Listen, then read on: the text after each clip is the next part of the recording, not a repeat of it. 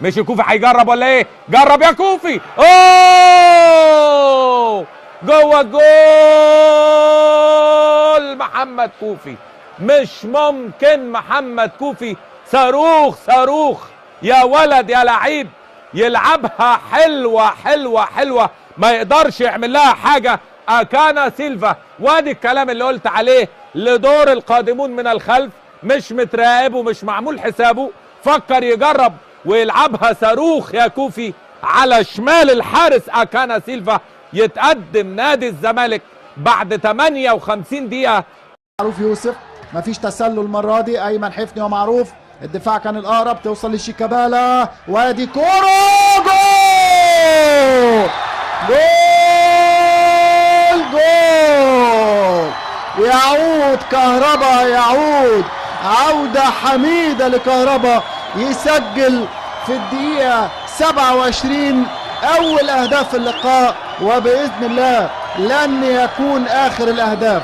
في المرة اللي ركزوا فيها ما تسرعوش، خلصوا الهجمة بشكل رائع وبدون تسللات، هربوا من الأوفسايد. كهربا يهرب يوصل للمرمى. خلينا نشوف القعدة. يا سلام، تمريرة بينية، ايه ده ايه ده، دواء، تمريرة بينية دوائية من شيكابالا لكهربا من بين كل المدافعين. يهرب كهربا وكأن ما حدش شايفه ولا حد حاسس بيه على الإطلاق، ويلف بشكل رائع وبرجله اليمين في الشباك الكاميرونية. كهربا يصعق يونيون دوالا الصعقة الأولى في هذه المباراة، ولن تكون الأخيرة بإذن الله.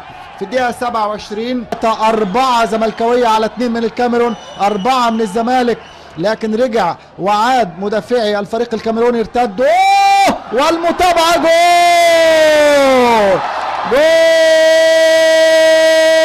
جول جول، خلصها توفيق، خلصها أحمد توفيق، ينزل البديل ينجح في التسجيل.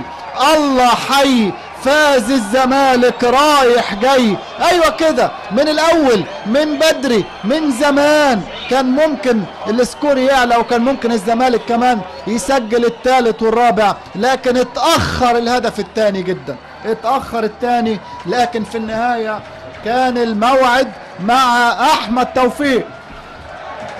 في الدقيقة 90 توفيق يسجل الهدف الثاني ويحسم الامور تماما.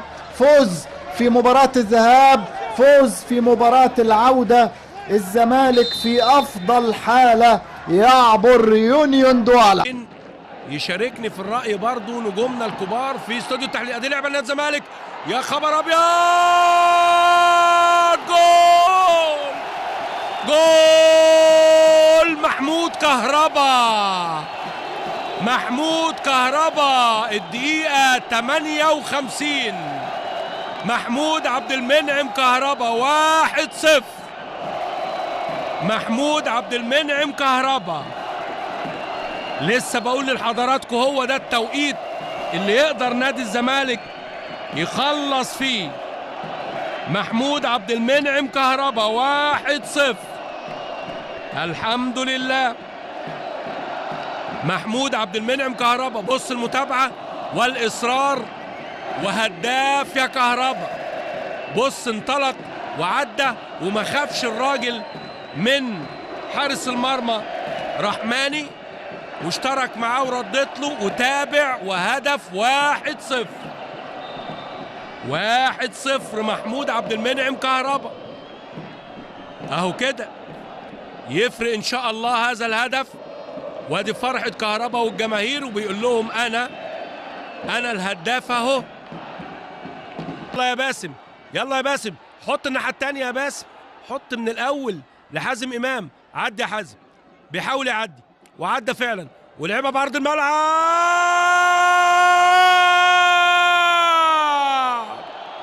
وجول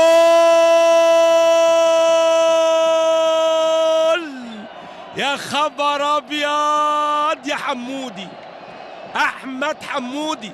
لسه بقول لك يا باسم حطها الناحيه الثانيه، عملها حازم امام دوا. يا سلام، ادي اللعبه. بص حمودي بقى برجله الشمال ما استناش الراجل، قنبله بتزغرط جوه الشبكه. 2-0 لنادي الزمالك. قلت لكم فرقه كويسه ومحتاجه عنايه جدا جدا جدا. الهدف الثاني احمد حمودي بعد الدقيقه 82 من مسافه حوالي 23 متر. يزيد كره ثابته ملعوبه، جول لمصلحه فريق بجايه. هدف، كره صعبه في المقص الايمن للحارس محمود جنش مع الدقيقه 57، مرور 12 دقيقه من الشوط الثاني، وفريق مولودية بجايه يتقدم بكره ثابته اللي حذرنا منها كتير جدا جدا، ان الكرات الثابته هي مفعول السحر وهي اللي ممكن تصنع الفارق. وهدف يسعد به الجماهير الجزائريه والعاشقه والمحبه لفريق مولودية بجايه. فرحه جنونيه في الغربيه. كره ثابته، حائط، كره في المقص الايمن، جنش يضع يد اليمنى في محاوله لابعاد الكره، لكن قويه سريعه في المقص الايمن، الحائط اللي تفتت وتفكك، وبالتالي حدث شرخ عميق. فلك هو الذي عبر البحار وتجاوز الادغال وصعد لقمم الجبال متخطيا الصعاب محققا لاغلى الالقاب. فعلى 5 مرات. انطلاقه، هدف تعادل، جول حمودي، جول تعادل زملكاوي، جول زملكاوي. الزمالك المصري غاب السندباد الحصري أيمن حفني، فحل حمودي وسجل هدف. أنا هنا موجود، حان دوري، يسجل التعادل مع الزمالك حاضر. لمسة ساحرة من كهربا، حمودي ينطلق، راح، تحرك، يتوغل في أعماق دفاعات الفريق الجزائري. نعم حمودي راح، فالطريق كان سالك. تعادل للزمالك. دي الأثناء صافرة الدولي التونسي يوسف السراري يعلن عن نهاية المباراة وبالتعادل حاضر ما بين فريق الجزائري مولودية بجاية وفريق ايمن منصور هدفين وخالد الغندور هدف. وادي امامنا هدف عن طريق امامنا باسم على ذكر الاهداف، على ذكر النتائج، عملها باسم امامنا هنا في هذه اللقطه. الكره ملعوبه ويطلع الحارس اثيوبيلس والزمالك يسجل عن طريق باسم مرسي. هدف ايه؟ كرة ملعوبة وباسم مرسي. يا ولد يا باسم، هذا الموسم 5 اهداف في الدوري. والكابتن محمد حلمي واحد من الخبرات ومن قبل لم يكمل البطولة، والمجموعة 3 فرق. وادي امامنا طارق حمد مضغوط عليه، ضغط على طول عن طريق اللاعب كاسترو، المساحة الخطيرة، فرصة هدف، والقائد يشيل كرة هدف، والهدف ياتي هذه المرة. المؤشرات كثيرة، وهدف عن طريق اللاعب اللي امامنا، اللاعب مابواندا يسجل هدف التقدم في هذه المباراة. مابواندا يسجل في الدقيقة 18. مابواندا في الدقيقة 18 يتقدم لنادي سان داونز، لكن هي باينة. شوف امامنا هنا التحرك والتسديدة من لاعب زيمبابوي باليد، ترتد بالقائم. فين المتابعة؟ فين وسط الملعب؟ مين اللي بيقابل؟ مين اللي موجود في هذا المكان؟ وامامنا هنا هو الخطأ الكبير اللي في لقاء اليوم واللي ظهر جليا من البداية. وادي المتابعة ويضعها اللاعب مابواندا، اللاعب الجنوب افريقي اللي سجل في مباراة وفاق سطيف، يسجل يبحث مع نادي الزمالك في مباراة اليوم عن احراز اهداف. يسجل هو 10 اهداف خلال مشواره مع نادي الزمالك. كرة امامية، ادي محمد ابراهيم، يا ولد يا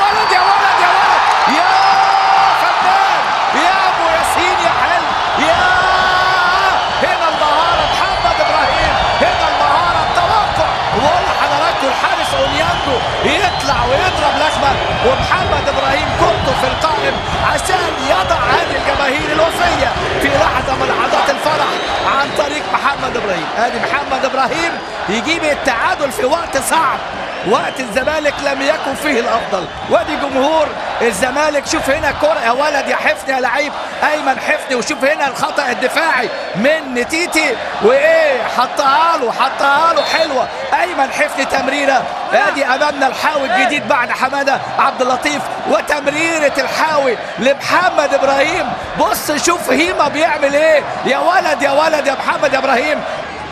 انتظر التبديل الثالث، قد يحتاج الى مايوكا كمهاجم، قد يحتاج الى لاعب مدافع للحفاظ على النتيجة او لاعب وسط، يعني نشوف الامور. ادي امامنا كوفي بعيد تماما عن مستوى النهارده، ترجع على طول الى اللاعب دولي كيجان دولي، حرك قوي كيجان دولي لاعب مهاري. وادي استلام وادي الضغط مش موجود يا راجل، حرام عليك. امامنا هو بيليت المره دي يتلاعب بدفاع الزمالك ويسجل بيليت هدف في هذه الكره في هذه اللقطه. تغطيه دفاعيه حدث ولا حرج.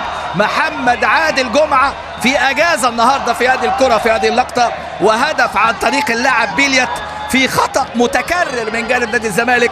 ياتي الهدف امامنا، هو الراجل استلم وراوغ، ومش في كل مره الشناوي يشيل، لكن المره دي الكره في طريقها للشباك. هدف لسان داونز عشان تبقى النتيجه 2-1 بعد 67 دقيقه. سان داونز يعني بيلعب زي ما هو عايز في المباراه دي. نادي الزمالك النهارده احمد دويدار هذه كره عرضيه مش ممكن أن يراد جبر يسجل في مرمى نادي الزمالك. بيده لا بيتقدم فريق سان داونز الان في الدقيقه الخامسة والثلاثين من عمر الشوط الثاني. ده اللاعب البديل تاو، هنا اعطاله احمد دويدار المساحه، وعلى القائم الاول يخدع علي جبر الحارس الشناوي ويسجل بالخطا في مرمى نادي الزمالك، ليتقدم الان فريق سان داونز بهدف اول، ويسجل بالخطا في مرمى نادي الزمالك، ليتقدم الان فريق سان داونز بهدف اول في هذه المباراه. فريق في سيوفليس يحاول التأثير على أعصاب باسم مرسي.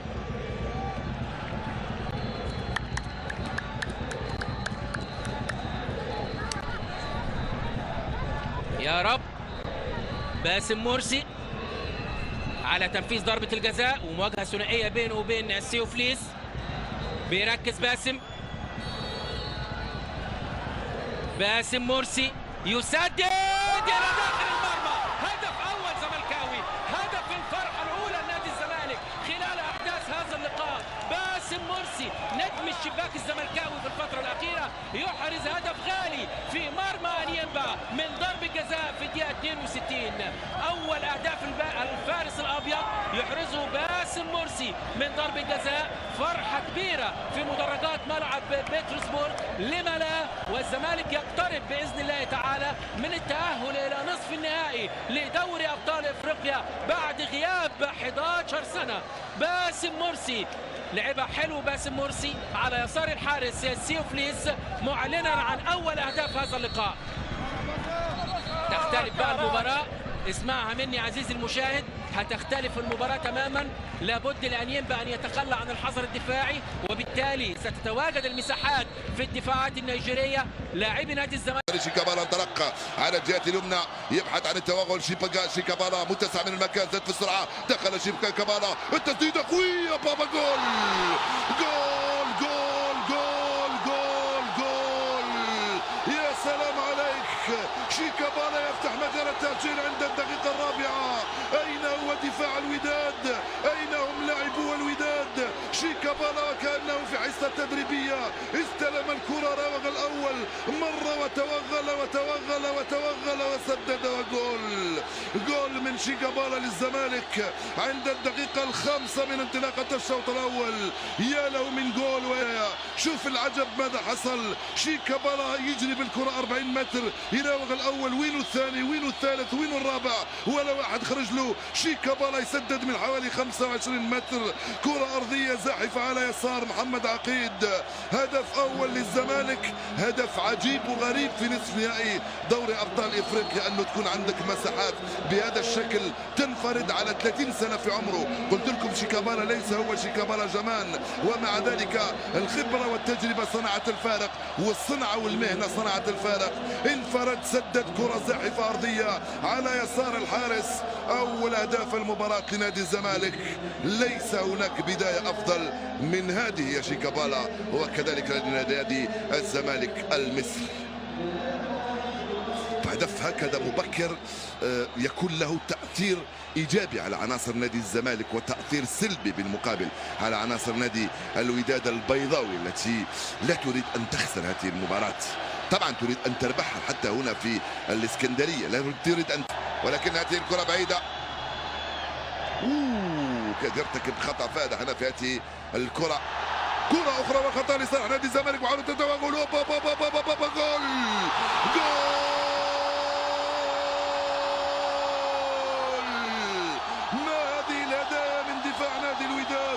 هدية أولى استلمها شيكابالا وهدية ثانية لصالح نادي الزمالك عند الدقيقة 18 من عمر الشوط الأول. عجب هذا الذي يحدث في ال20 دقيقة الأولى من عمر المباراة.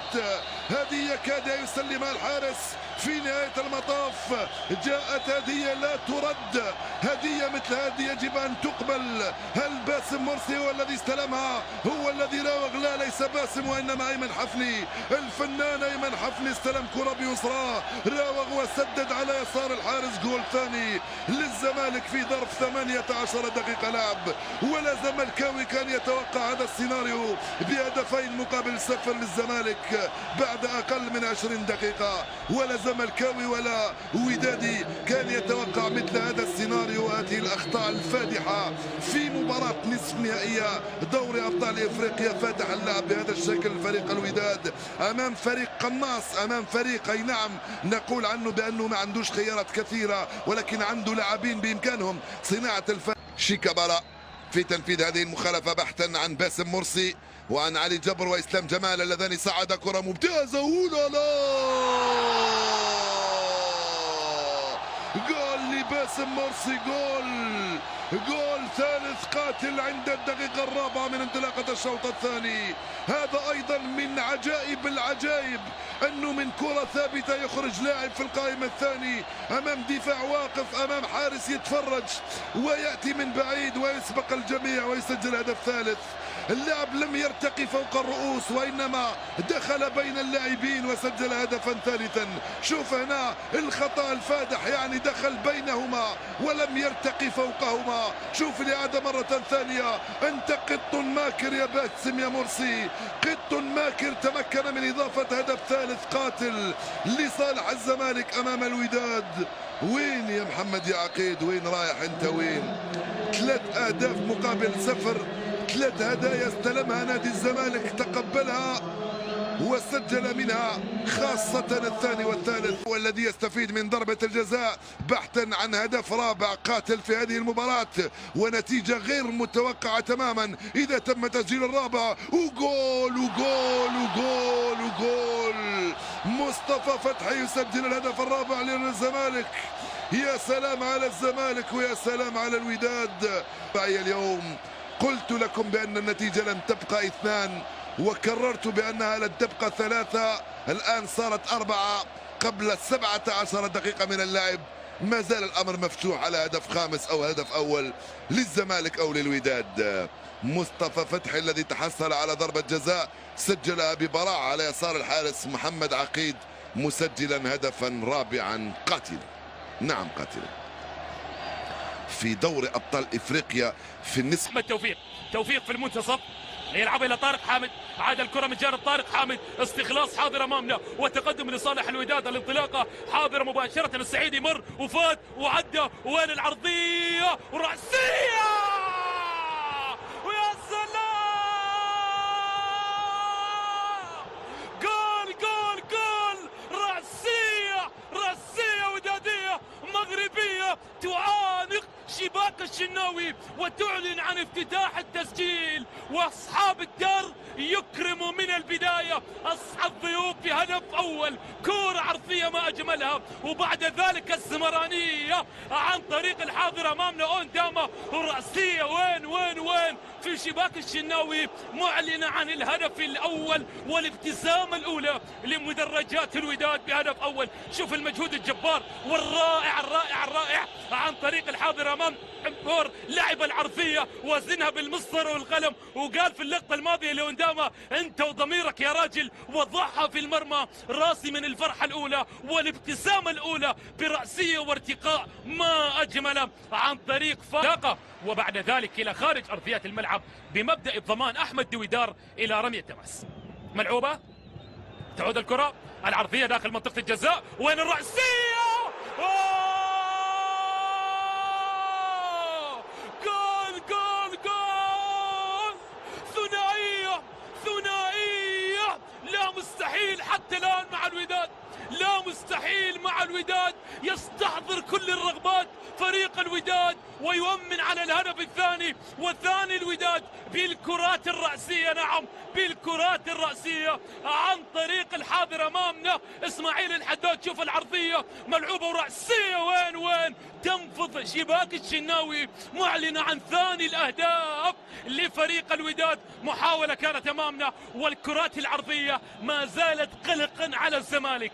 الكرات العرضية ما زالت تسبب قلقا على مرمى الشناوي، وها هو الهدف الثاني يأتي. انتفاضة في الشباك، بل انتفاضة الفرح في المدرجات المغربية. اللي يتقدم أمامنا بالبحث عن المهارة، هنا مر وفات وعدى ستانلي، والكرة وين يا ستانلي؟ عرضية وفي الجول يدونها الحاسم.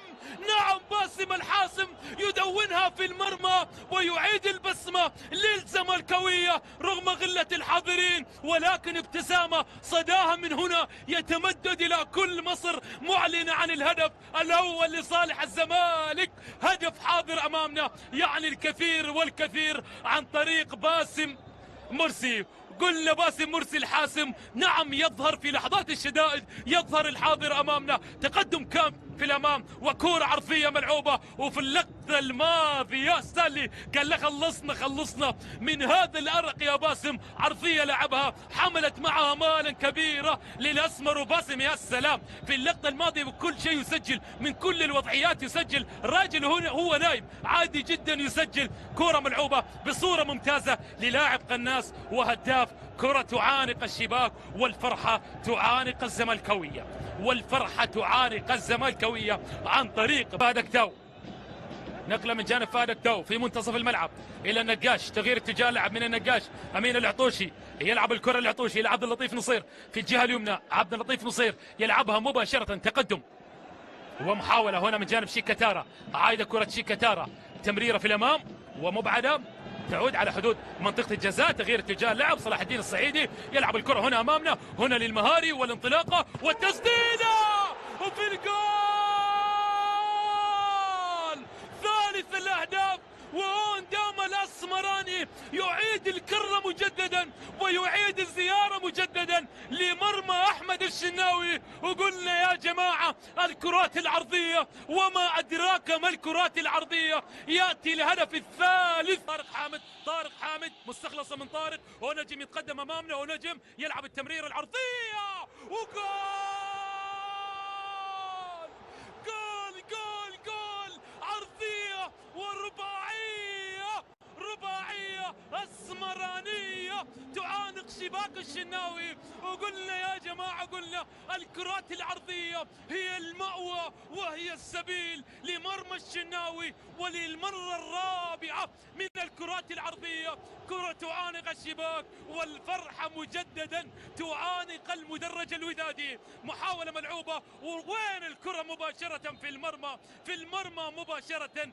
هدف يأتي لصالح الوداد. فابريسنسي يدونها في المرمى معلنا عن الهدف الرابع. شيئا فشيء، رويدا فريق الوداد يقترب شيئا فشيء رغم صعوبة المهمة. ولكن حتى الآن فريق الوداد ما يبحث عنه في هذه المباراة 6 أهداف. ما يبحث عنه في هذه المباراة 6 أهداف مقابل هدف. يعني الهدف الطبيعية، هل حالة في اللقطة الماضية كانت طبيعية؟ هذا السؤال الذي يطرح نفسه. هل كانت هناك تحرك لليد باتجاه الكرة، أم الكرة هي التي أتت ويدها كانت في وضعية ثبات؟ هذه هي الأسئلة المطروحة، والحكم بالإعادات للزملاء بكل تأكيد. الآن ركلة جزاء. الشناوي يطالع وبنظراته يستعطف هذه الكرة أن تمر أمانا وسلاما على مرماه، بينما يتوسل للشباك فابريس ويتمناها في المرمى. هذه بلغة النظرات بالأقدام. كيف يكون الجواب؟ تقدم في الأمام وينفض الشباك. جول جول جول! هدف ياتي لصالح الوداد. لا مستحيل، لا يأس في كرة القدم، لا يأس ولا مستحيل. نعم، لا يأس ولا مستحيل، ولا يغلب اليأس الوداد، لا يغلب اليأس الوداد، لا يغلب اليأس الوداد. هدف حاضر أمامنا، والآن تشتعل المباراة، تشتعل المباراة. وهدي يا شناوي، هدي يا شناوي، هدي. الوداد يفعل كل شيء، يفعل كل شيء في كرة القدم، شيء لا يوصف للأمانة، شيء لا يوصف للأمانة ما يفعل الوداد. ها هي الشباك تنتفض ومعها المدرب. ملعوبة تغطية من جانب مرتضى فال، ضغط من جانب شيكابالا، تلعب مباشرة في الأمام، عائدة للمنتصف. إبراهيم صلاح يلعبها أمامية، وأول بأول فهد أكتو يبعدها إلى رمية تماس، يبعدها إلى رمية تماس. حلولا متواصلة من جانب محمد السهيل، من جانب محمد السهيل، رمية تماس. ملعوبة أحمد توفيق يلعبها بس إلى أيمن حفني، نقلة كانت من جانب حفني، مرت من جانب إبراهيم صلاح، وشيكابالا عادت مباشرة في المنتصف. أمين العطوشي أول بأول استخلاص الكرة عن طريق أمين العطوشي، والكرة إلى رمية تماس، والكرة إلى رمية تماس.